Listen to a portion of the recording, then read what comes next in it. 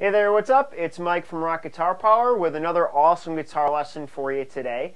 And today we're going to be talking about how to take simple ideas and make them more complex, more interesting to listen to, and more fun to play. And I'm going to be using a really awesome Joe Satriani song to illustrate this point. Now, before I get into the lesson, though, a huge note to make, and if you notice something new in the picture now, we have an awesome neon sign with my logo that was made by one of the members of Rock Guitar Power. His name is Charlie Wiley, otherwise known as Neon Charlie. And Neon Charlie got in touch with me and just said that how much he was loving Rock Guitar Power, that he makes neon signs, and that he wanted to make one. And I can't thank him enough. He did an awesome job. It looks great. It's really just adds to the vibe of the studio. So Charlie, thank you so much. This lesson's for you. And anybody else out there, if you want to get in touch with Charlie to do a sign, you could get him on his email at neoncharlie9@gmail.com. I guess that's the best way to get in touch with him. So again, Charlie, thank you so much. Really excited to have the neon sign up for all these videos, and looking forward to having them and all the rest of them. Okay, cool. So let's dive into this lesson. So I'm going to be using a song called Circles by Joe Satriani, which was off of Surfing with the Alien, one of his really big breakthrough albums. So here's the riff. Let me play it for you, and then we're going to talk about breaking it down and talk about the ideas of it. Okay, so check it out.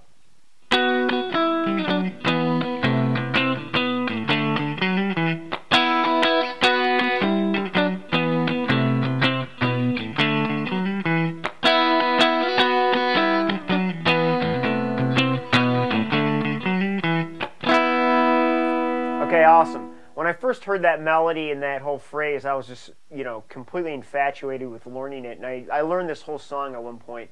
Now, again, what we're going to be talking about is taking a simple idea and how to build upon it so that it's maybe not so simple. Because a lot of times you want things to stand out and be very strong in a chord sense or a rhythm sense. But now, if you look at me play this line and hear it, it does sound pretty complex, and it is in some ways. But if you break it down and look at just the melody, it is so super simple, it's not even funny. So let's take a look at just the melody of this phrase.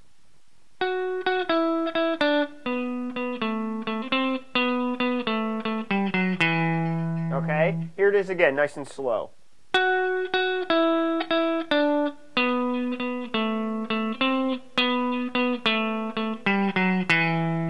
Alright, now, if you listen to the recording, he has a lot of delay on his guitar. I'm playing each note twice to make it sound like the recording.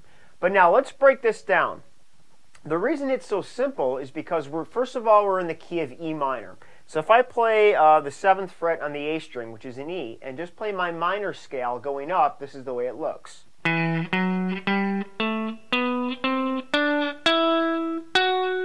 there's the extra note there at the top. So we got an octave plus one note, E minor scale.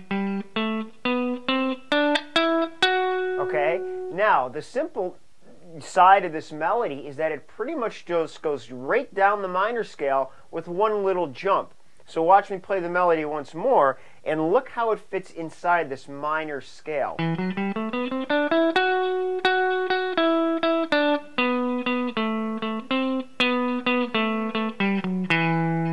Okay? So now I'm not sure how Joe Satriani actually came up with this melody or wrote it, but I'm going to break it down from the standpoint of, if you come up with a very simple melody, and in my opinion, simple is always better because it's easy and it's powerful, okay? Vocal lines are a good example. Vocal melodies, some of the catchiest tunes with vocals are popular because they're simple. And plus, with voice, you could only sing one note at a time anyways, and you're forced to be simplified. So as a guitar line, this melody stands out really strong because even if you play the one-note melody of it, the foundation of the melody, it's very strong, but yet it's simple, okay? We're just going down a minor scale with one little jump.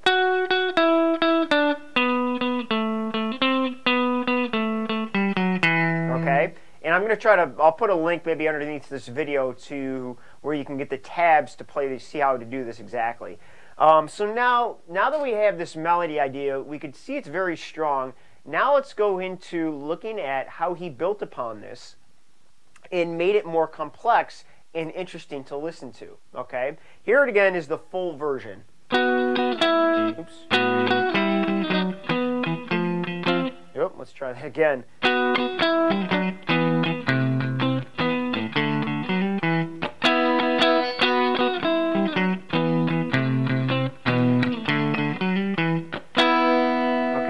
Cool, so now let me break this down. I'll go real slow and tell you what I'm doing here. So we're starting off by doing a power chord. I'm on the 9th fret on the D string and the 11th fret on the G string. And here's a side note. Usually what you're going to do when you add notes to a melody is that your melody note always stays on the top. So we're adding voices and harmonizing this melody. And I'm going to go into depth with that in a second. But what you want to know, most of the time when you harmonize melodies, you keep the melody note on the top, so it's the highest voicing. And as you can see here, the first thing that we do is add the note B on the D string, so the 9th fret. So again, my melody note is here on the 11th fret of the G string, and my harmony note is on the 9th fret of the D string.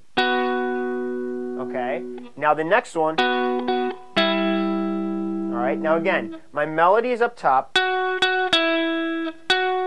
And the second note here is the note G on the A string. Okay? Now, let's talk about how these two notes go together well. So when we harmonize, what we're going to do is pull notes from the key that we're in. We're in the key of E minor for this song. So what you want to do first is write down the scale in front of you of the notes in E minor. So we have E, F sharp, G. Then we have A, B, C sharp, or A, B, C. A, B, C. Then we have D, E, and F sharp. Or, I mean, it ends on E, but then we're going to add that F sharp because it's in the key. Okay? So it's relative to G major, so you just have the F sharp. Everything else is natural. Now, when we look at this, our melody note is F sharp. Okay? The note he adds is B, which is a 5th below. So when you harmonize, you're going to pull notes from the same scale. And if you're trying this out with your own melody, and here's how you could make your own melodies more complex. Figure out what key you're in. Write the scale out in front of you so you see all the notes that are available to you. Then you could just start combining notes. Now there are definitely notes that are proven to work better. 5ths are very good to harmonize with. 4ths and 6ths are good, and he uses a lot of 6s. So in this phrase, he uses either 5ths or 6ths, and I believe anyways. I'll show you more of this in a second. So what we're going to do first is, if you see, he's got his melody note, which is F sharp, and then he plays a B. Now if you look at the note B, it's a 5th below F sharp.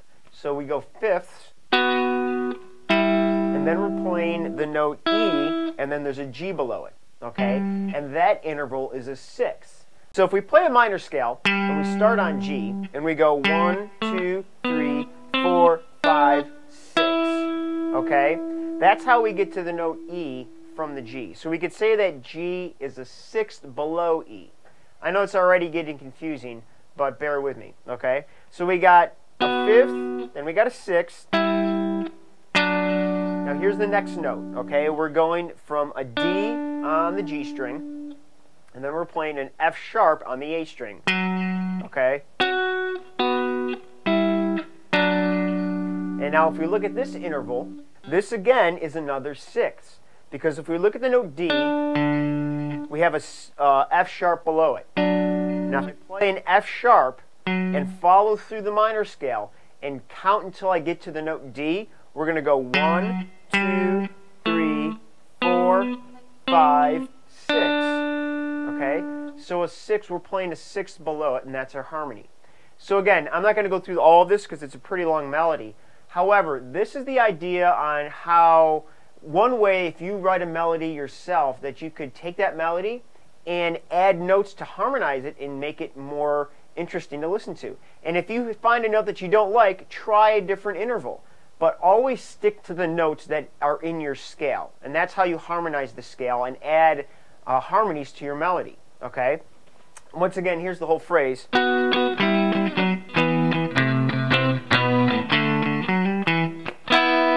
right, and if you follow each note through, and this is a really good way to test this out. See if you could learn the melody. All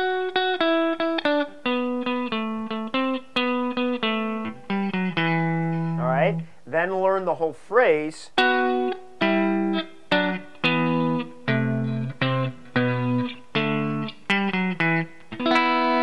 And then figure out what the intervals are, okay? Again, I believe most of them either are a sixth or a fifth below the melody note.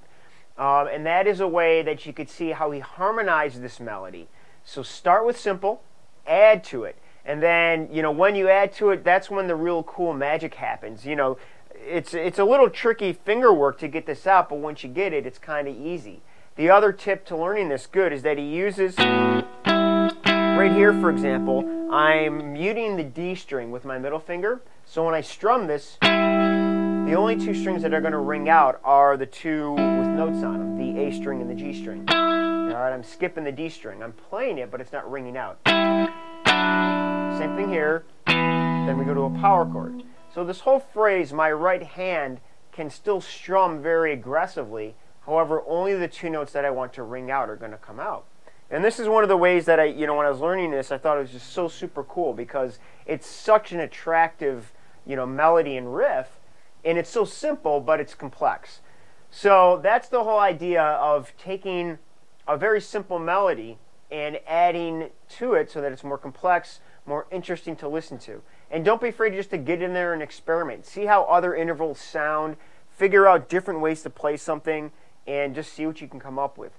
But again, the most important elements, start with a simple melody, know what key your melody is in, write out the notes that are in that key, and then you can see all the different notes you have to choose from and add to, okay? So again, this is the song called Circles by Joe Satriani. It's off of Surfing with the Alien. It's a killer song and killer album. And the rest of the song breaks into this ridiculously crazy, fast solo, and it's really cool. This is the riff that opens the song.